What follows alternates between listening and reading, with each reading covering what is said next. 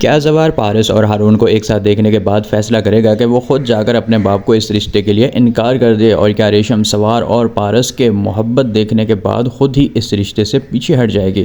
زوار نے ریشم سے جب سے یہ کہا ہے کہ شادی کے بعد وہ 6 ماہ شہر میں رہے گا اور پارس کی حفاظت کرے گا، جبکہ صرف ایک دن کے لیے گاؤں آیا کرے گا، تو ریشم یہ سوچنے پر مجبور ہو چکی ہے کہ اگر زوار نے واقعی اس کے ساتھ ایسا کر دیا تو وہ کہیں منہ دکھانے کے قابل نہیں رہے گی۔ زوار اس کا ہو کر بھی اس کا نہیں رہے گا۔ اگر اس نے مجھ سے شادی کرنے کے بعد بھی پارس کا پیچھا نہ چھوڑا تو وہ پارس سے محبت کرتا رہے گا، تو پھر میرا کیا بنے گا؟ یہی سوچ ریشم کو مجبور کر دیتی ہے کہ وہ پارس اور زوار کے درمیان سے ہٹ جائے اور دونوں کو ایک ہونے دے۔ ادھر پارس کی خالہ کا بھیجا ہوا لڑکا ہارون زوار کے گھر پہنچ جاتا ہے۔ ہارون پارس کو دیکھ کر تو پہلی نظر میں اپنے ہوش گنوا بیٹھتا ہے۔ ہارون کو پارس بہت اچھی لگتی ہے، لیکن زوار جب بھی ہارون کو پارس کی طرف دیکھتے ہوئے دیکھتا ہے تو اس کے اندر ایک آگ سی لگ جاتی ہے۔ وہ تو پارس کو سب سے چھپا کر رکھنا چاہتا ہے تاکہ اس پر کسی کی بھی نظر نہ پڑے اور سوائے اس کے کوئی اور پارس کو نہ دیکھے، اور اب اس کے سامنے پارس کسی اور کے ہونے جا رہی ہے تو زوار کو یہ برداشت نہیں ہو پا رہا۔ ہارون بھی پارس سے بات کرنے کی کوشش کرتا ہے اور کہتا ہے قہوہ بہت مزیدار ہے، جس پر پارس جواب دیتی ہے یہ قہوہ میں نے نہیں بنایا، یہ چچی نے بنایا ہے۔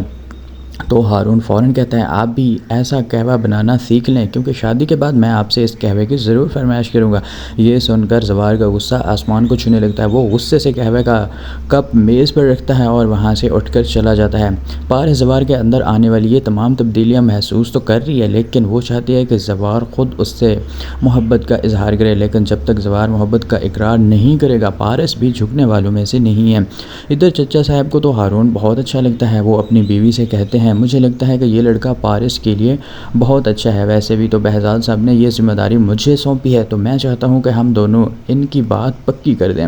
اعجاز صاحب ہارون کو اپنے کمرے میں بلاتے ہیں اور اسے چاندی کا چھلا پہناتے ہیں اور کہتے ہیں ہمارے ہاں یہ رسم ہے کہ جب منگنی کی بات پکی ہو جاتی ہے تو لڑکے کو چاندی کا چھلا اور لڑکی کو چاندی کا کڑا پہنایا جاتا ہے۔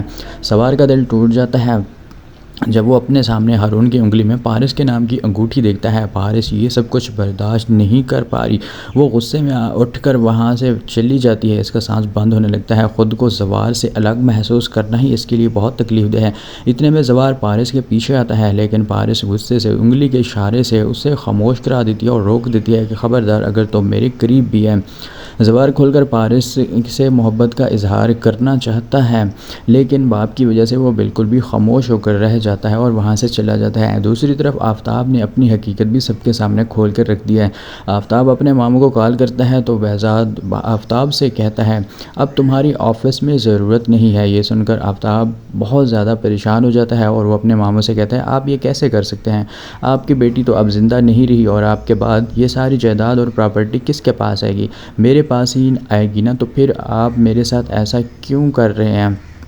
اس پر بہزاد جواب دیتا ہے میں تو سمجھتا تھا کہ تم مجھ سے رشتے کی وجہ سے محبت کرتے ہو، لیکن تم تو صرف پیسوں کے ساتھ تھے اور تم پیسوں کی وجہ سے میرے ساتھ محبت کرتے تھے۔ اس پر آفتاب کہتا ہے مجھے بھی صرف پیسوں سے ہی محبت ہے، کیونکہ آپ نے مجھ پر اس 2 ٹکے کے نوکر کو ترجیح دی، میری بجائے آپ نے زوار کو ہمیشہ اپنے قریب رکھا، یہ بات میں کبھی بھول نہیں سکتا۔ دوستو آپ کے خیال میں کیا ریشم سب کے سامنے آ کر خود کو زوار سے شادی کرنے سے انکار کر دے گی؟